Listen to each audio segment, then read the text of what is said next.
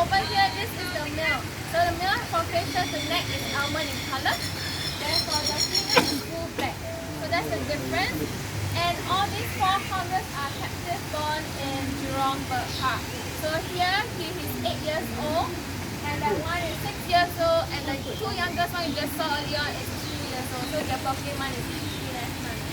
And right here, here's the star of the hornbill area. So she will be doing the representative of all the hornbills today. Hi everyone, welcome to Wings of Asia. So I don't know if she already introduced herself, but that's my co-worker Vanessa. And my name is Harish, and we're both keepers here in Wings of Asia.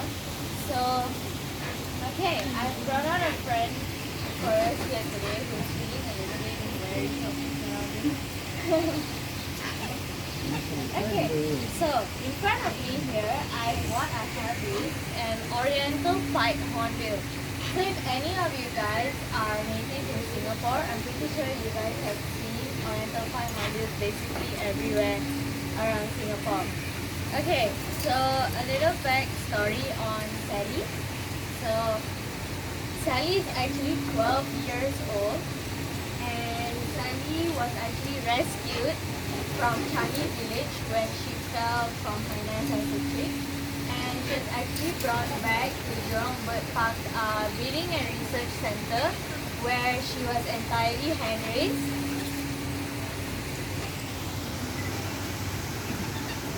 She'll get distracted sometimes because she likes the blueberry, so she will be jealous when the back of the hornbill is actually skinny. Yeah, so as I was saying, Sally is entirely hand raised, and because of that, Sally here thinks that she's a woman sometimes. So, yeah. Okay, so first of all, Sally, yes. Distracted. Sorry, she's a little bit distracted. Okay. Yeah. Okay. So what she's doing here, right, as a hand raised hornbill. She's actually trying to feed me because she sees me as her partner. So the thing about hand-raised birds, right? Because they've been around humans for their entire life, they see humans as their partners. So hence why she's also trying to feed me, because what hornbills do is that they feed them like that, and then you see she's trying to feed me back as well. Because she does see me as a partner. Okay, so what you can see about okay, first of all, let me backtrack a bit.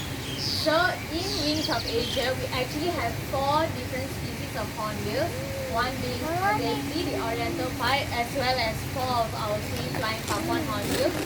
We also have a Rufous hornbill, which is native to the Philippines. And we also have a Luzon hornbill, also native in the Philippines. So I'm not sure if you're able to spot the Luzon hornbill because he's a little bit small and a little bit shy. Or maybe you can hear out from his calls because he does sound like a squeaky toy.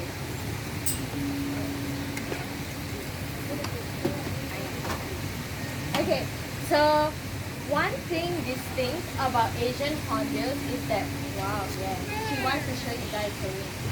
Yes, I know. There's a lot of people who want to see it. Okay. So the distinct thing about Asian hornbills, right, is that they're way bigger compared to the hornbills which can be found in Africa.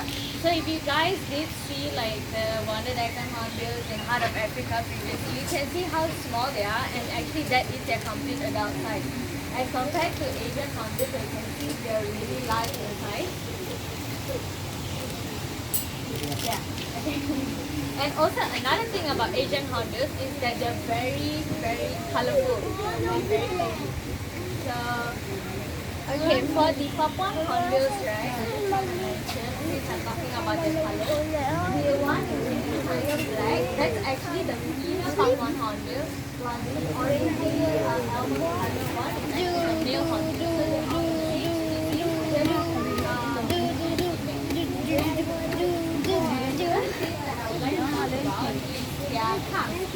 So hornbills have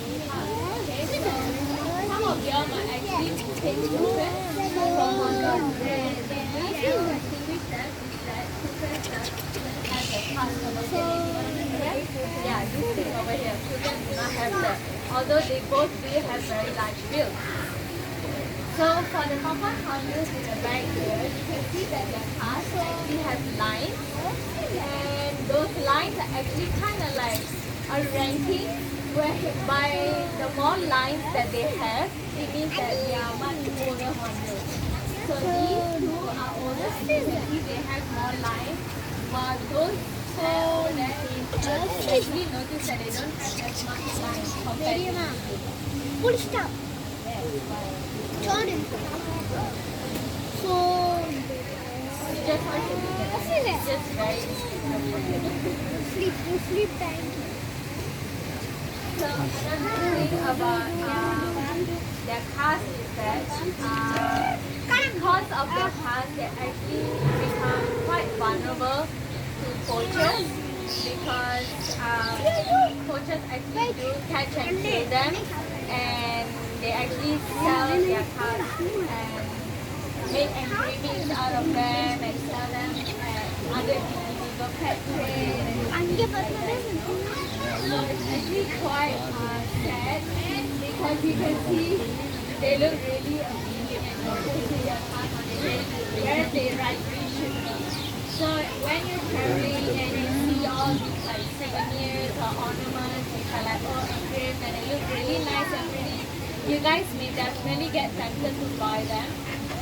But please try to not support them, as you know it's very bad for them, and we obviously need to keep them in a stable status as some species of hornbill are actually quite endangered.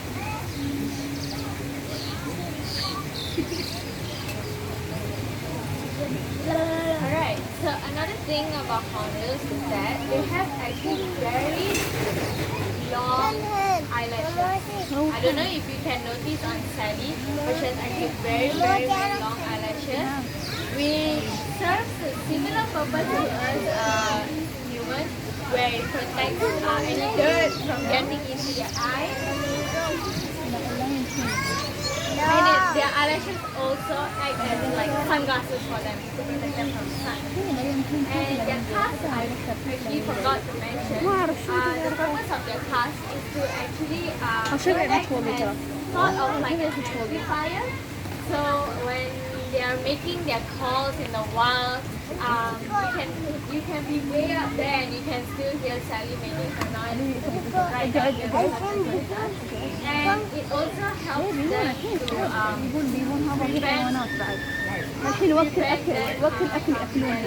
hit in the head while they're flying. So it acts sort of like a helmet in a way. Thank you. No, I don't want one. No. Okay.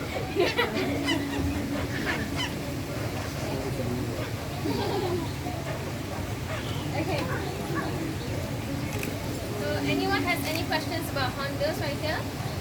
Anyone? There's no such thing as really very like simple and difficult question. It's okay as long as you guys are here. You guys have once in a lifetime or once in a while opportunity to ask questions. If you can just raise your hand.